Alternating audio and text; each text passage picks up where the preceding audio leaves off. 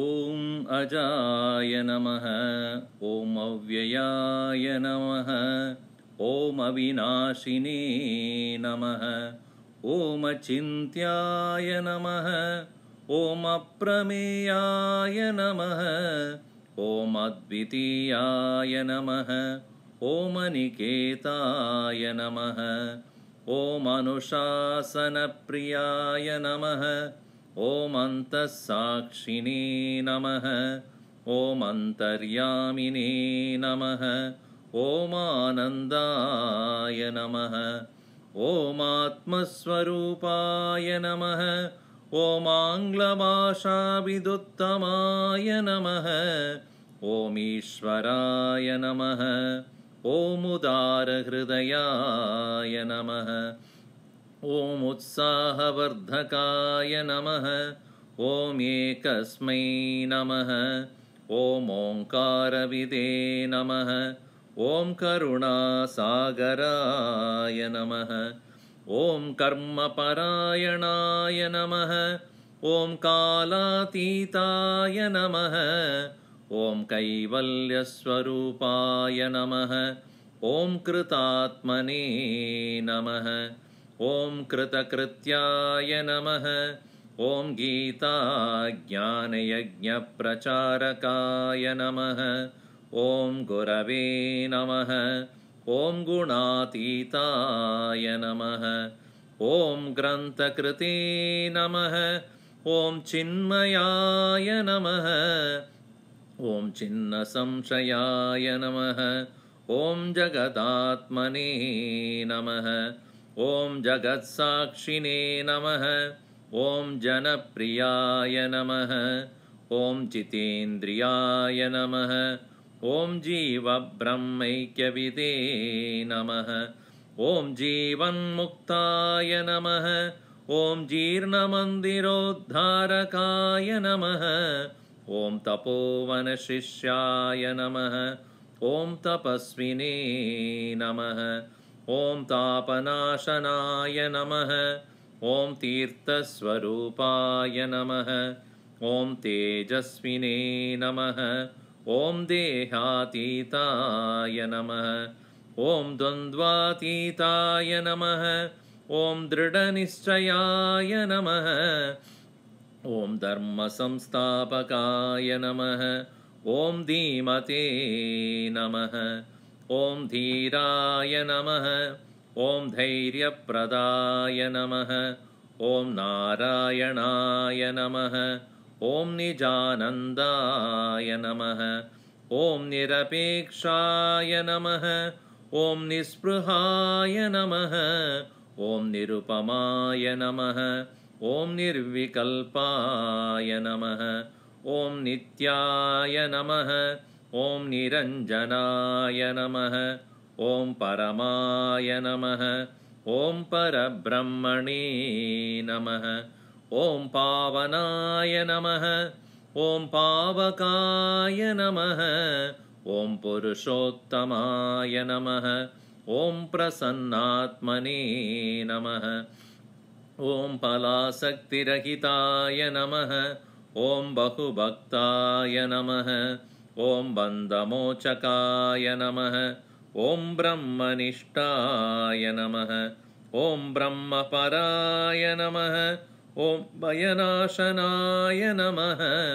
ॐ भारतगौरवाय नमः। ॐ भूम्ने नमः। ॐ महावाक्योपदेशकाय नमः। ॐ महर्षये नमः। ॐ मधुरस्वभावाय नमः। ॐ मनोहराय नमः। ॐ महात्मने नमः। ॐ मेधाविने नमः।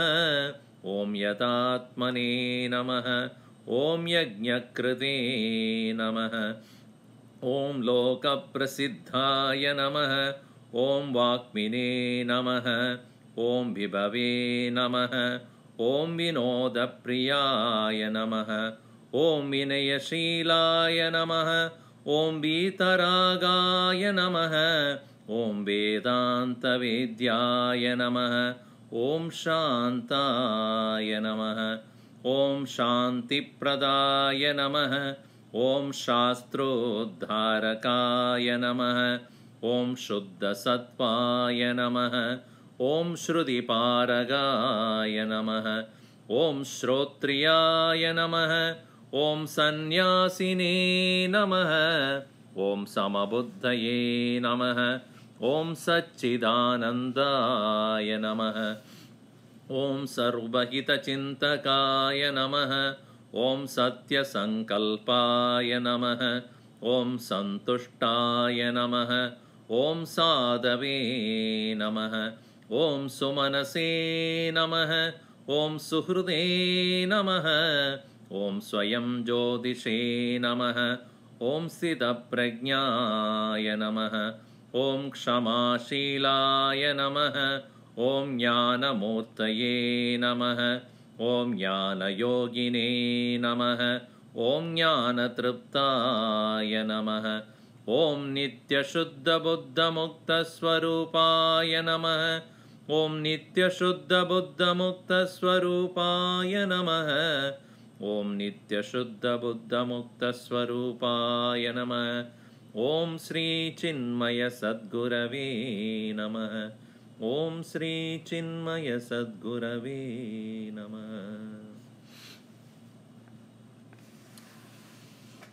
Now, today we are going to see one of the important names of Pujya Gurudev, which is most applicable to all of us, because that is where we begin the journey towards discovering our highest self.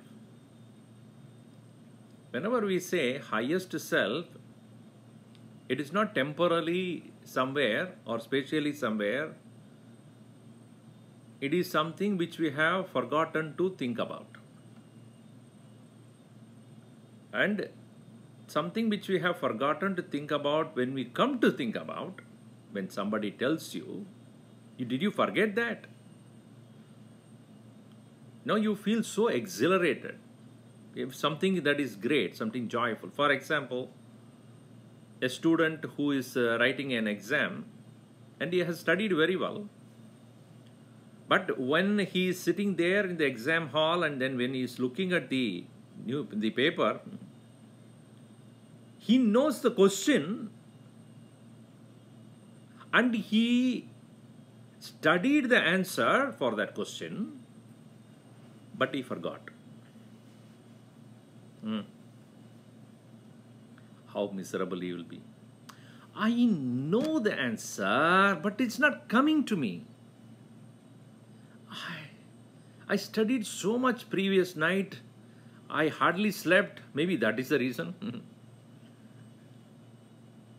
I know it. I know the answer, but it is not coming to me.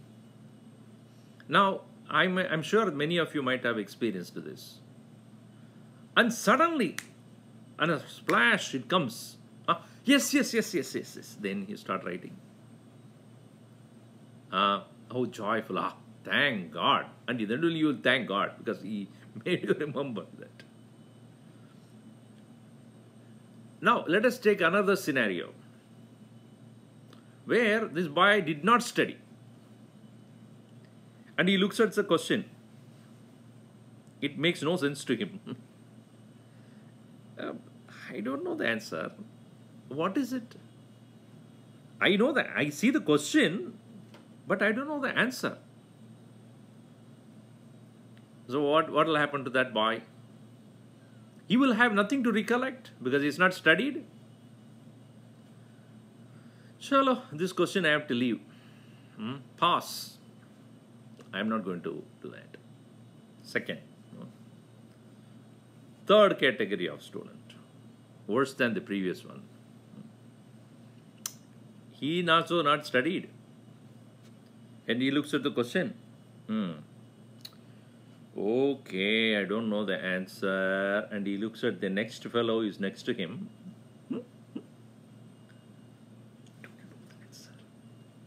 Do you know the answer? That fellow looks at him. Yeah, I know it. Show me. I won't show you. Please, please, please. One question. Only one. Thank you. He just copies from somebody else.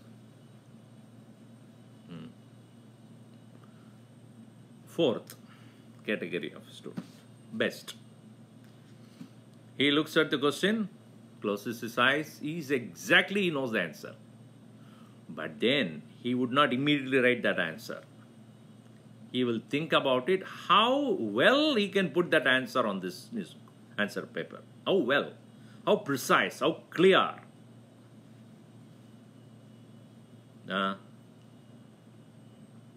So the four categories of: 1. Studied, forgot. Did not study, doesn't bother. Did not study, copying from somebody else. Has studied, he recollects, now he wants to present it well. Now, these kind of four students are there, and you have to ask this question to yourself, which category you belong. Don't tell me you are the third category, copying from others. But interestingly, majority of us belong to the third category. Unfortunately, we just imitate others on our own. So when we have, this is about writing an exam. I understand, you understand that. When the Mahatmas say, or the saints and scriptures say, the final question for your life is to know the answer to the question, who am I? Who am I?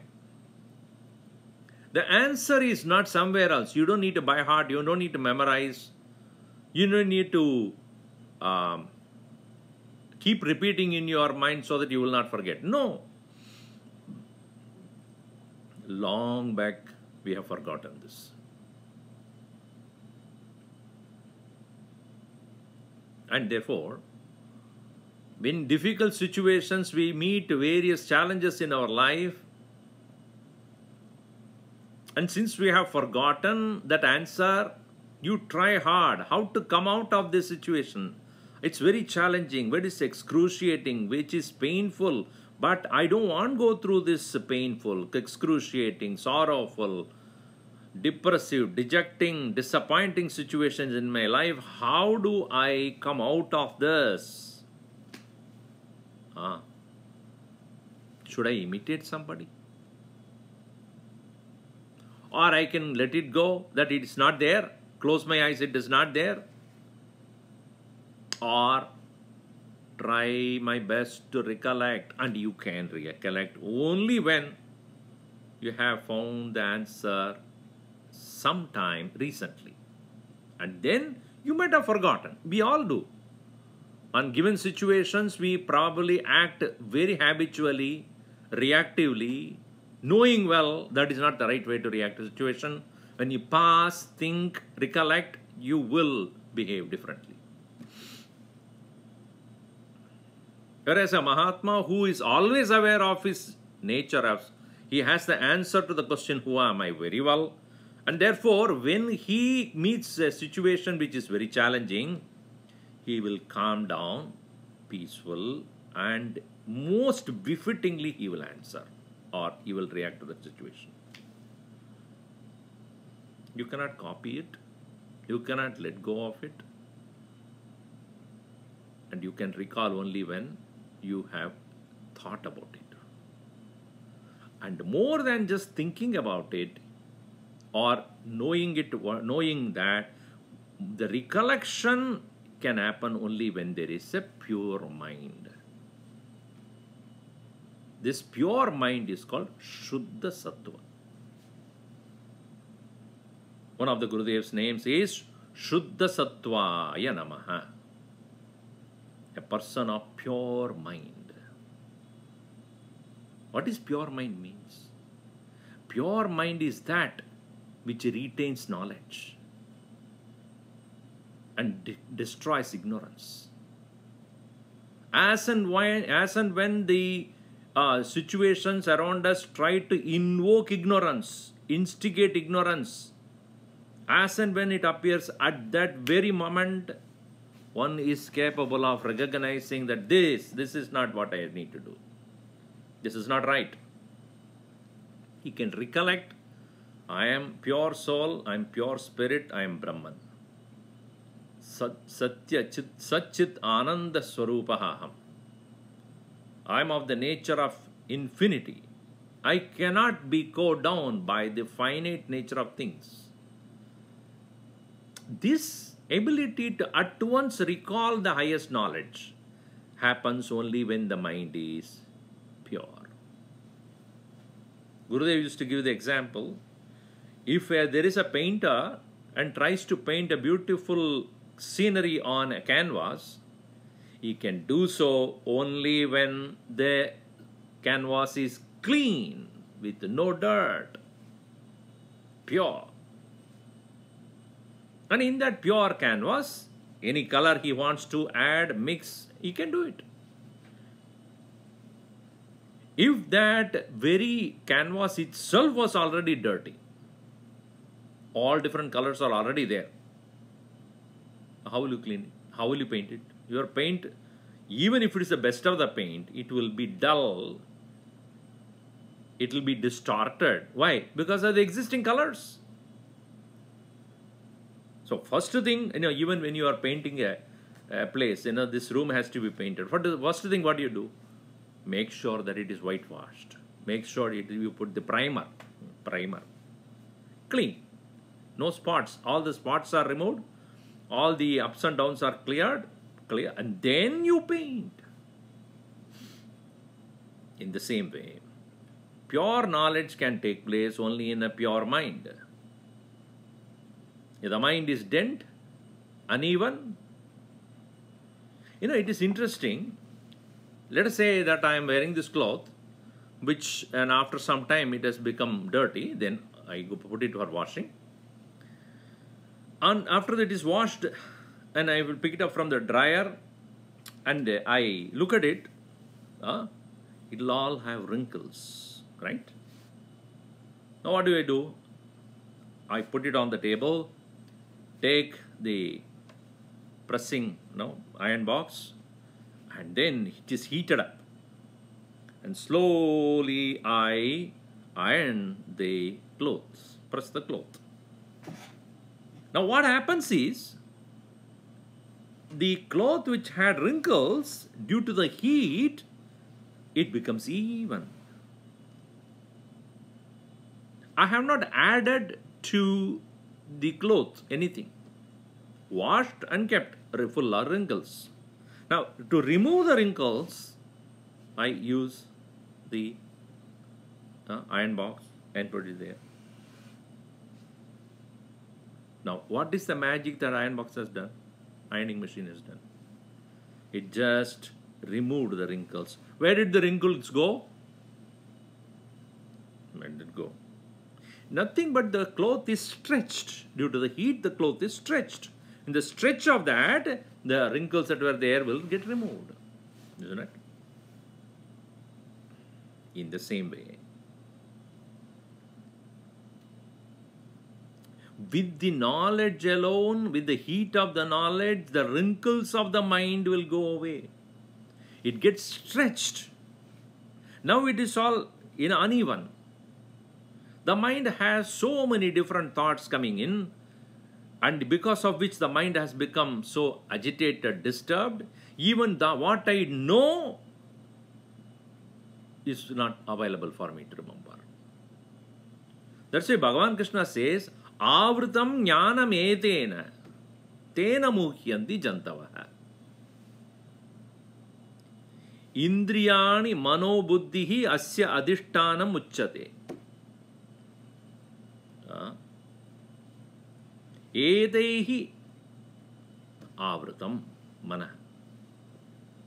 So even as a person who has gained the correct knowledge, the desires and demands of the senses, etc., or the mind, they overpower. Where do the desires reside? Indriyani mana buddhi asya adhishtanam uchyate.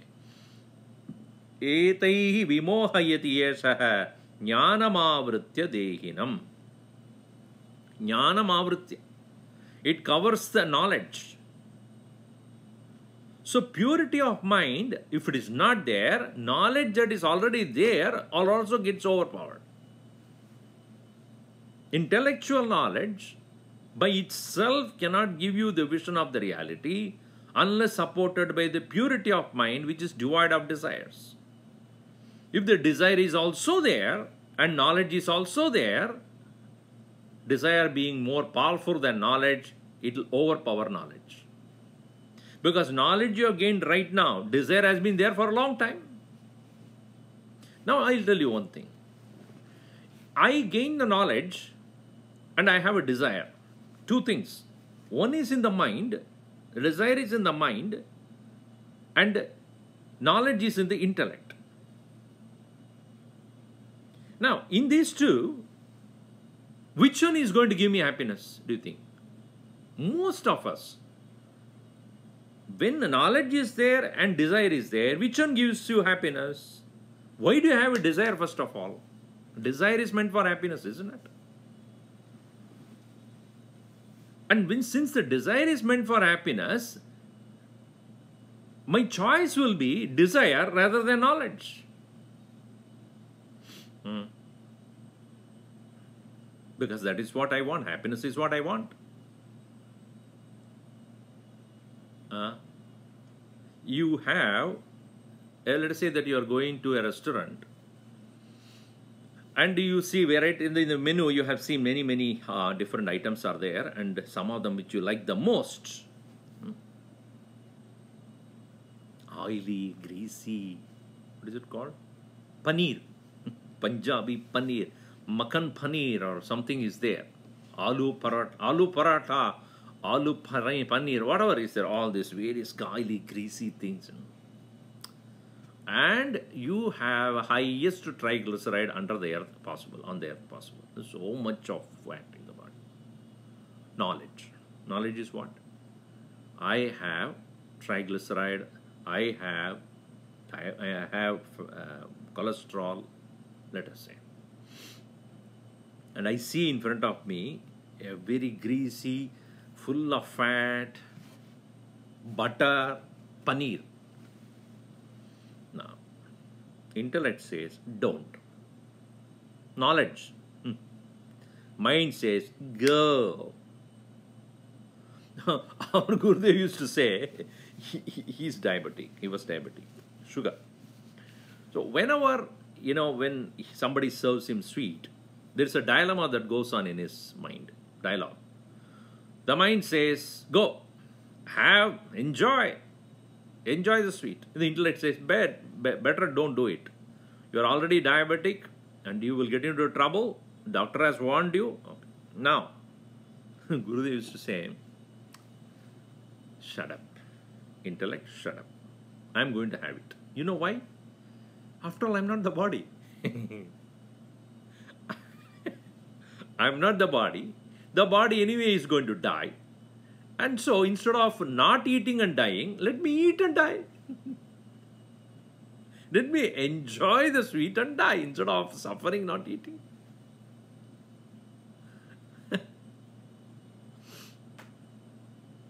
Is this argument correct?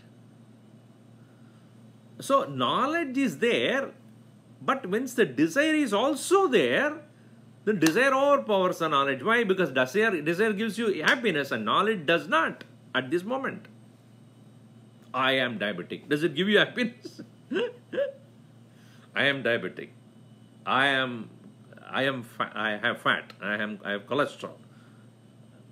I'm unhealthy. Knowledge. Does it give you happiness? No. Miserable you become. Bad. The object that is in front of you, wow, if I have it, how happy I would become. So what do you choose? See, etaihi jnanamavritya dehinam mohayati. Therefore, Along with the knowledge, one should engage in purifying the mind. Get it fit for the knowledge to become experience. It's a parallel process. Nobody is born in this world without desire. If you have no desire, you will not be born. Every one of us, we are born with desire. Because of the desire, we are born. And therefore, when we gain knowledge, why doesn't it become our experience? Because they both parallelly are there, and one has greater power on you than knowledge. The desire has got more power over you, more control over you than knowledge. Jnanam avritya dehinam mohayati. It overpowers. Now, therefore, while what is the advice that is given by scriptures, Bhagavan Shankara, Chittasya Shuddhaye karma. आप कर्म करो, and Bhagavan says karma yoga karo in Gita. Asakto hi acharan karma paramapnoti.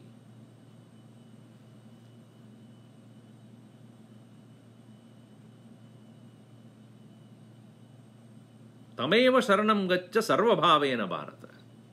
भगवान के लिए आप करो कर्म.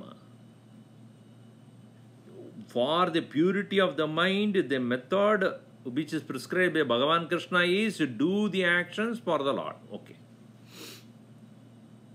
It's about karma. But jnana, when it is there, when you have gained the knowledge, along with the desire, now I have to choose between these two.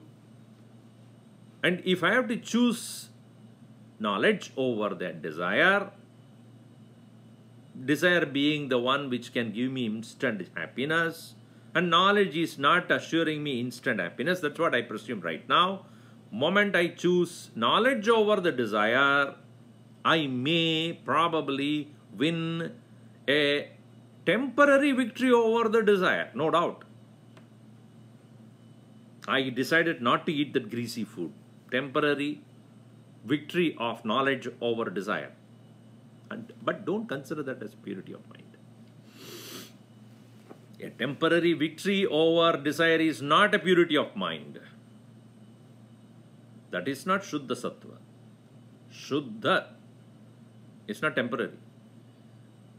So therefore, how consistently I need to engage in this process? Not once in a while.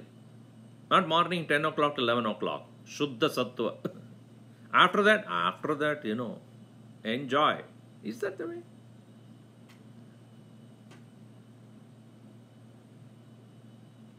So therefore, the temporary victory over the desire is not the true benefit of knowledge. A true benefit of knowledge is where there is no desire, the knowledge alone remains.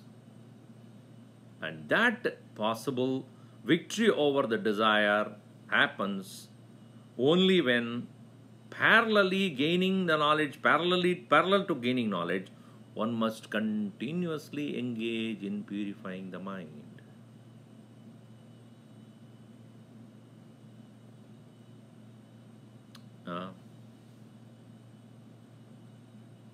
So, then only the knowledge becomes my experience.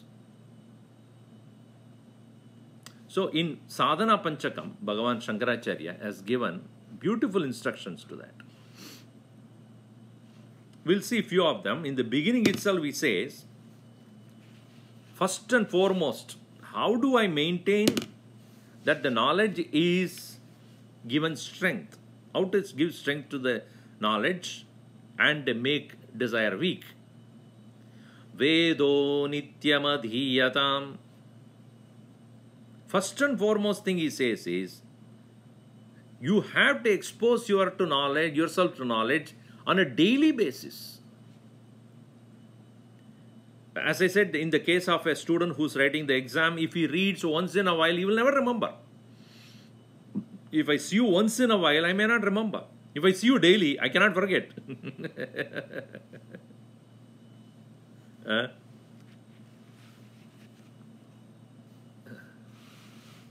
If I see you once in a while, oh yeah, I met you, a few weeks back. Yeah, how are you? If I do see every day, how can I forget? Especially if you are troublesome. So, Vedaha Nityam Adiyatam. Nityam, daily. Adiyatam, study.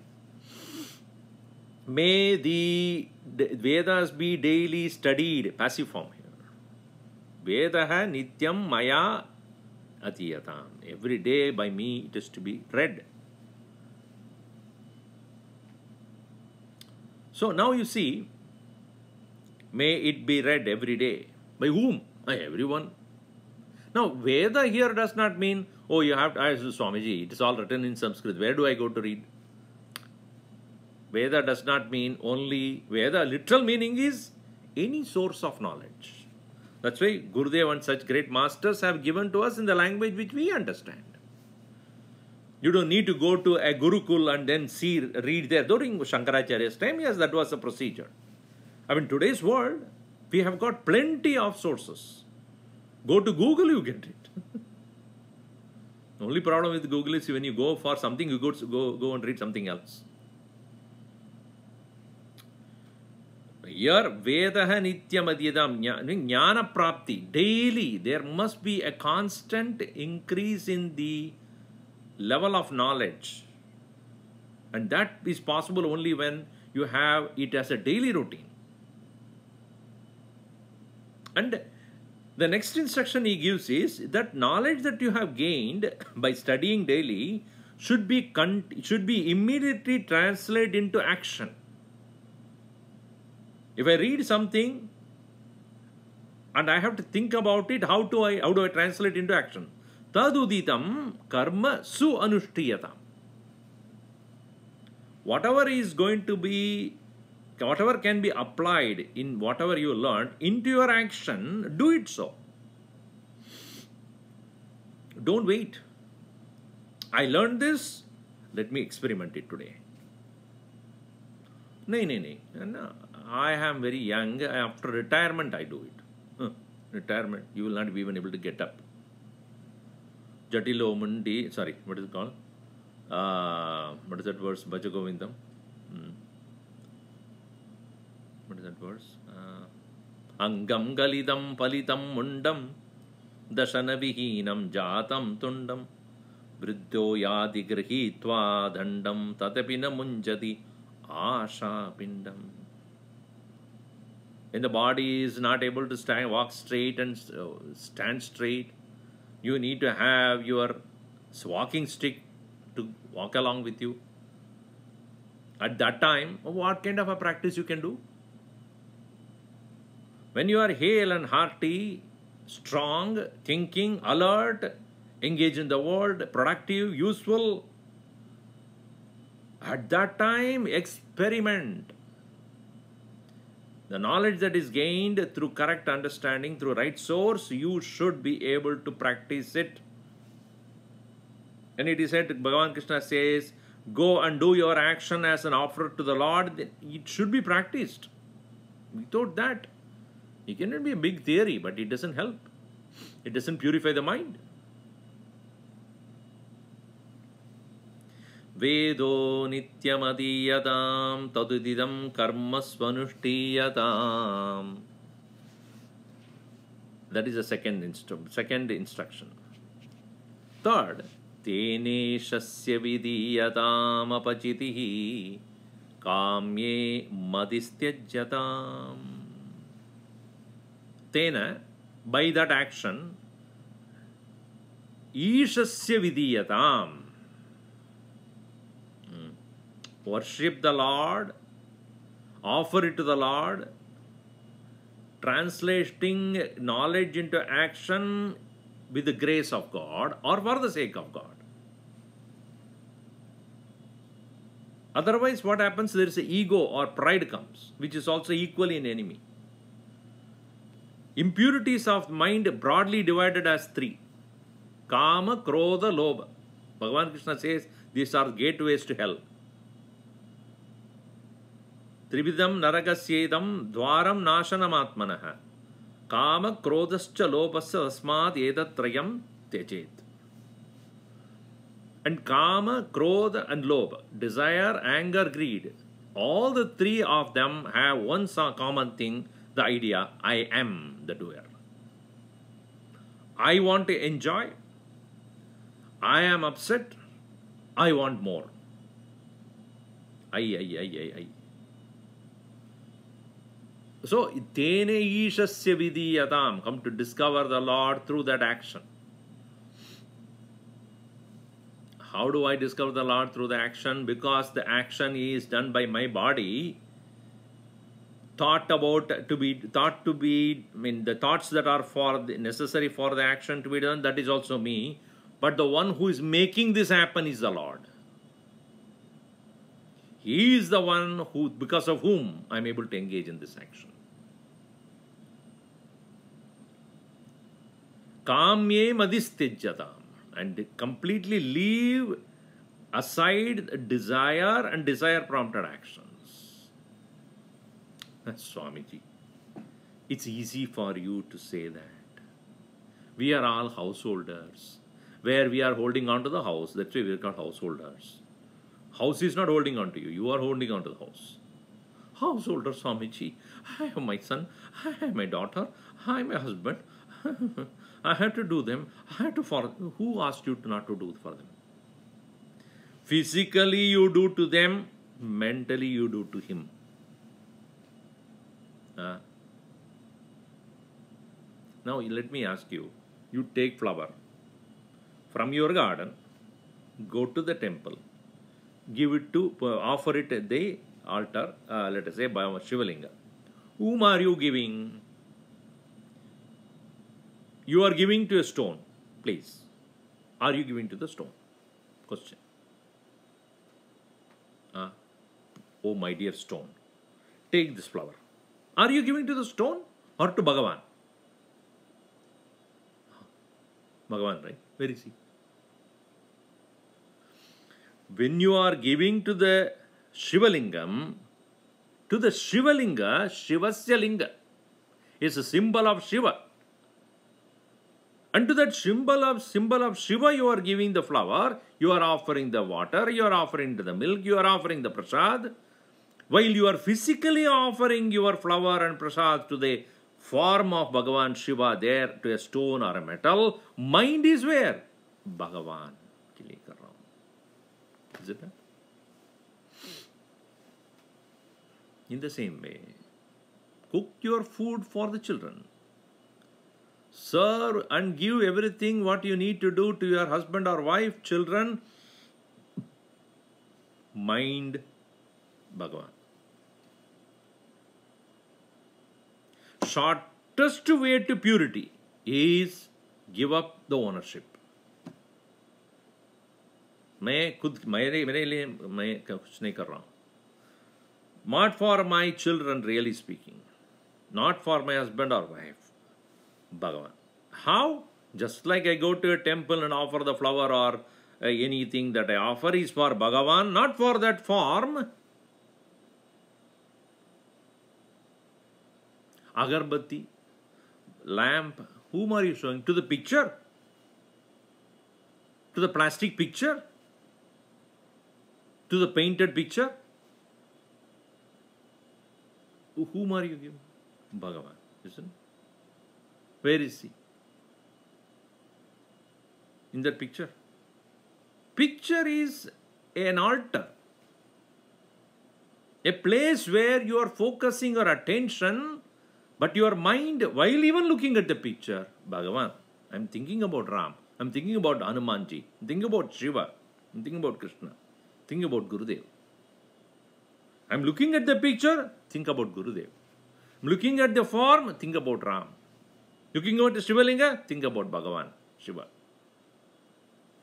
Look at the husband or wife, think about God. Serve your children, think about God. I am giving it to him.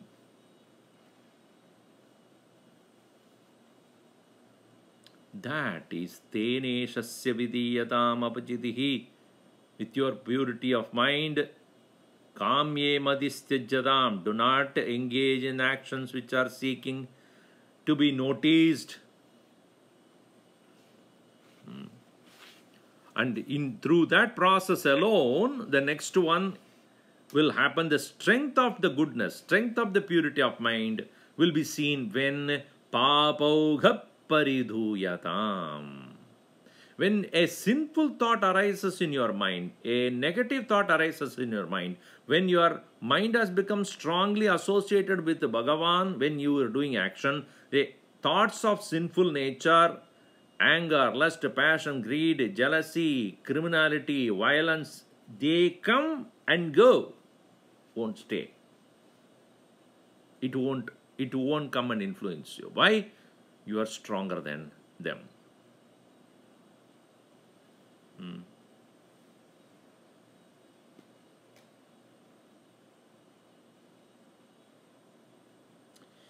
A mind which is weak is like a stable, stagnant target. Hey, when you are in a police force, I have not, but I'm just telling you, I've seen it. They practice target shooting. That is, the picture is stable and then you shoot. Practice that first. Aim and shoot because it is standing. After some time they make it move. And while it is moving, you have to shoot. Is it possible? It is possible. By practice. In the beginning stages, you have to aim and shoot because it is stable. It is a little easy. But when it starts moving, how difficult it would be.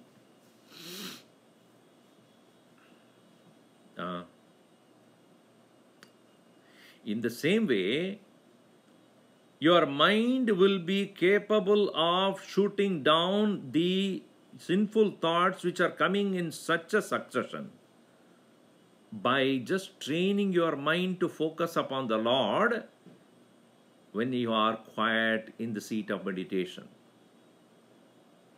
It is like aiming to shoot the target when the target is stable, mind is quiet, mind is available.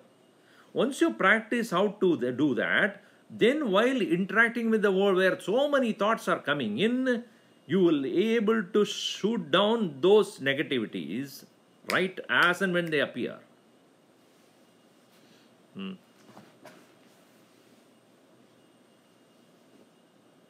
Presently, we have not done any target practice.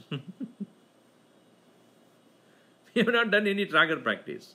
And when the negativity is coming in such a fast succession, we are caught unaware. I don't know how to deal with these guys. I cannot shoot them down because I never even practice when they are standing there in front of me. Then when they are moving, how will I do it?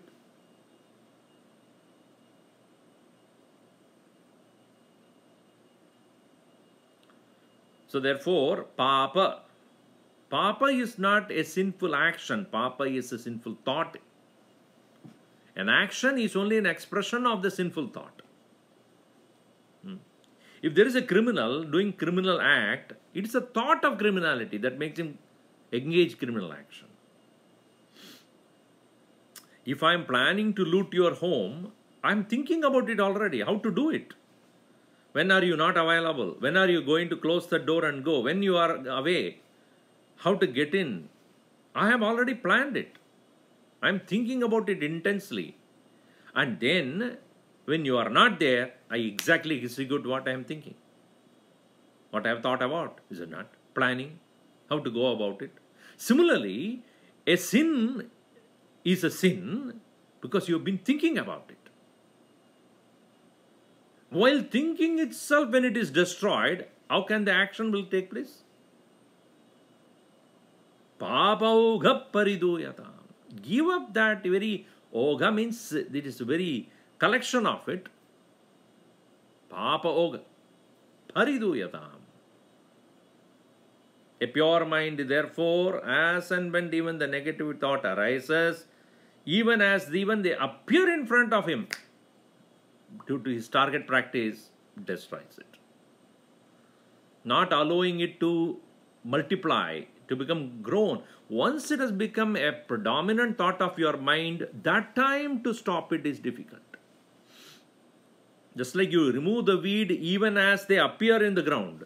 Once they become a huge plant, it is hard because already they have taken a root.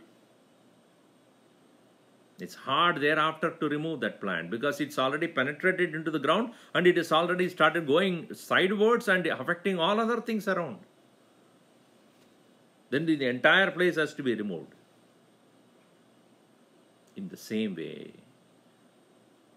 our mind, when it has done the target practice, in this quiet seat of meditation, it has already has practiced to shoot down the impure thoughts, and therefore when the situations arise in front of you, triggering, influencing negativities, you are able to shoot them down right there itself.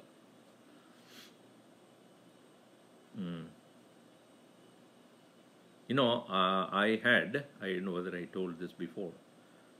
Some time back, I went to a deeper part of Karnataka. And there was a saint whom I met. He spoke only in Kannada. So, on a discussion with him, I was asking him about how the impure thoughts or ego, for that matter, can be overcome. We were sitting in a very remote area of Karnataka, and we were sitting just next to a small garden kind of thing. And he looked out and said, "You see that a tree there?" He showed me a tree. That tree is very healthy. It is growing well. Let us say I later on discover that it's a very poisonous tree and I want to get rid of it. It's a tree, all right. It's already grown. How do I do that? You can cut off its branches, cut off its trunk, etc. But the roots are still there. What do I do? So what he said was, create a drench around it. Huge, 5 feet drench. Make sure that there is that the roots of the tree do not go beyond that drench that you have created. There are chemicals that are available for you to fill up the drench with around, so that the root cannot go any further. Or even if they go, they, instead of taking water, they will start taking the poisonous chemical. And once you have created the drench and put the poisonous chemicals there, obviously lack of water, it will start dying and it will die naturally. It will disappear. I said, that's nice, but how is it relevant to ego? He said, give no more support to the ego. Any situation which you know is going to increase your pride, increase your arrogance, increase your ego, increase your individuality, increase your, I am great idea, be getting puffed up. Any situation, whether it may be people who are talking great about you, or articles or something, people, those who are praising you, leave. Please, do not praise me. Do not make me feel proud. Do not increase my ego. Do not increase my arrogance. Create a drench. Don't allow people to praise you. Don't allow people to make you feel great. If you take caution on these things, naturally your ego will die.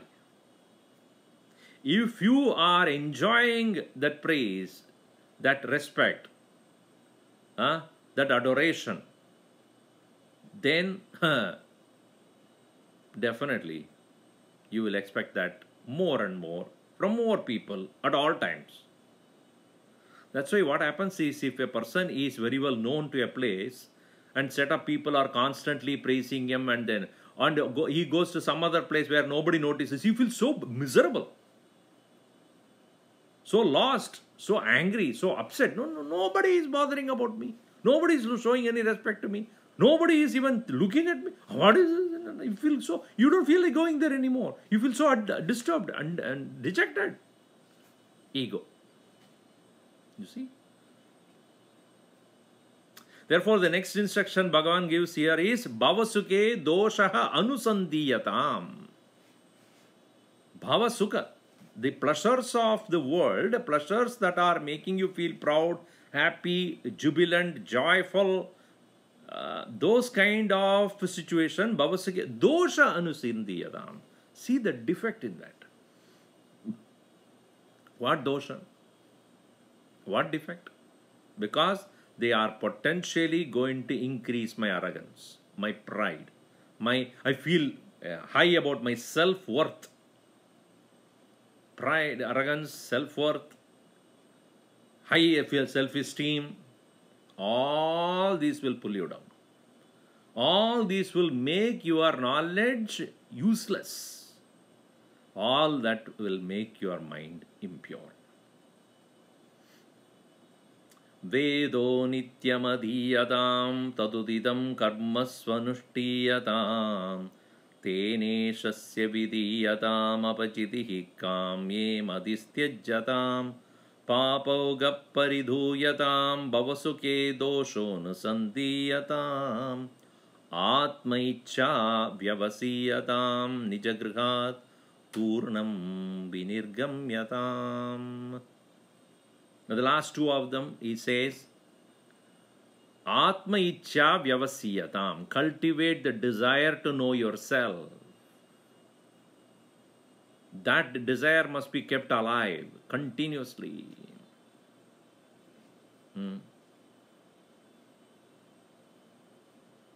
It is like, in many of your gas stoves at home, you have a pilot light. The pilot light is constantly burning. And therefore, when you put your gas on, tick, tick, tick, tick, it comes. You see? Why? How is that is able to catch up the fire? Because the pilot light is on. It's able to catch the light right away without you need to put any matchsticks or anything. It makes a signal goes, or the electric pulse, and then it picks up. Because the pilot is on. That's called pilot light, meaning like a pilot in a flight, he has to be awake, hopefully. If the pilot is awake, the flight will go. If the pilot is not awake, you will go to sleep, for permanent sleep.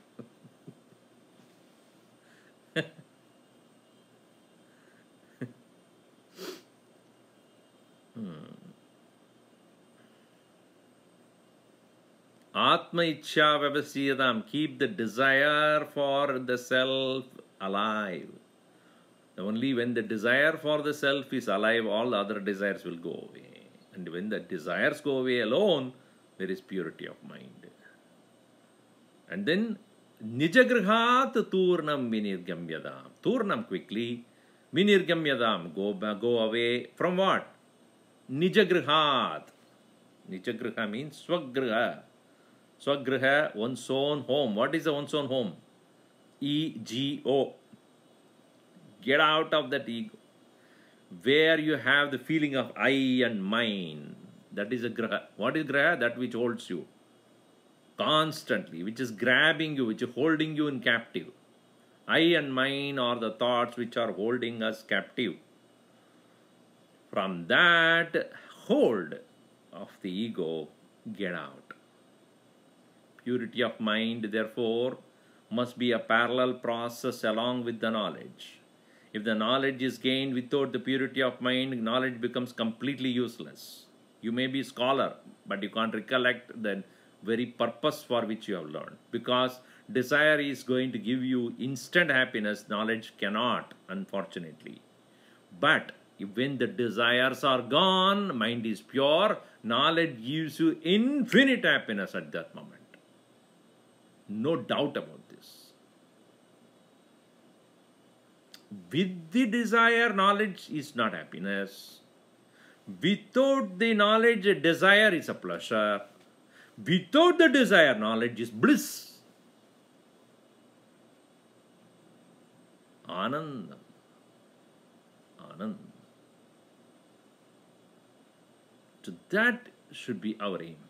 Therefore, the one who has gained that knowledge exclusively with the pure mind, therefore one has become blissful. Ananda, Chinmaya Ananda, blissful consciousness. That blissful consciousness is our Gurudev. Shuddha Sattvaaya. To that Gurudev who had the purest mind, because of which his knowledge has become blissful, most joyful, and he shared that knowledge with everyone else. Even though we have learned from him, even though we acquired the knowledge from him, we are unable to enjoy the way he enjoyed the knowledge is because we have not done the homework of removing the impurities of the mind. With the impure mind, we are taking this knowledge as well, and therefore knowledge lost its potency.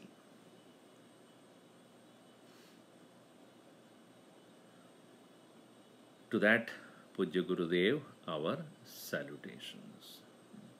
Om Sarve Bhavantu Sukhinah, Sarve Santu Niramayaha, Sarve Bhadrani Pashyantu, Ma Kaschid Dukkha Bhavet. Om Shanti Shanti Shanti Hari Om. Shri Gurubhyo Namaha. Hari Om.